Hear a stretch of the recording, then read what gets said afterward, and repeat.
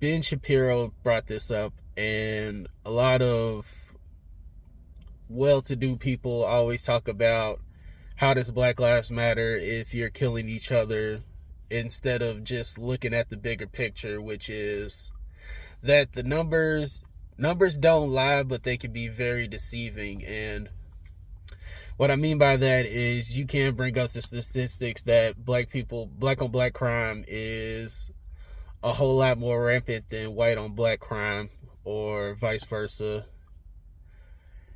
And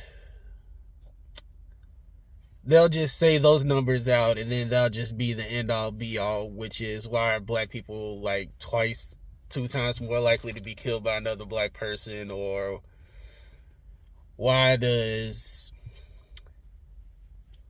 one in every 100 killing be a black person, etc., etc.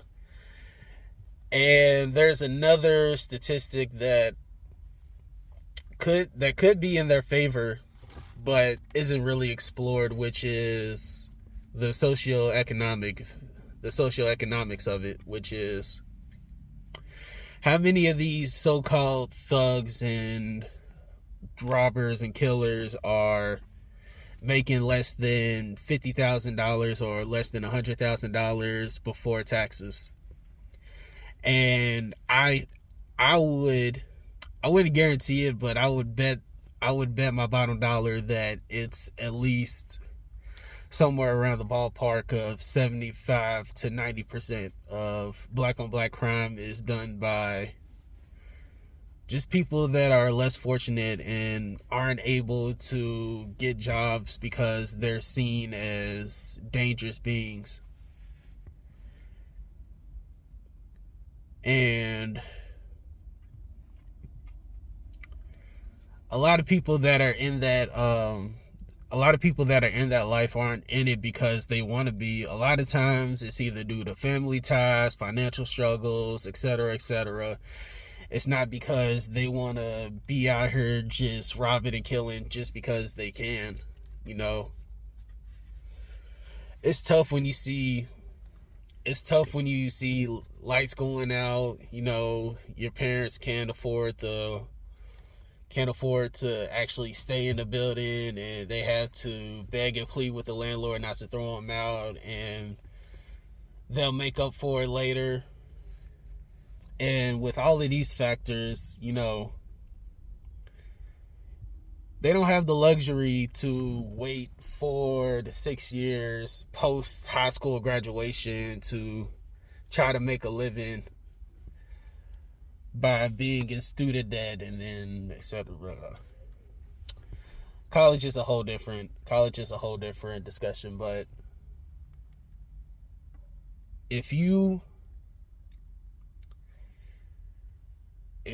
can't really survive off of, I don't even know what the minimum wage is anymore, $8.75 an hour, then you have to find other means to survive. And a lot of times it's going into the streets, and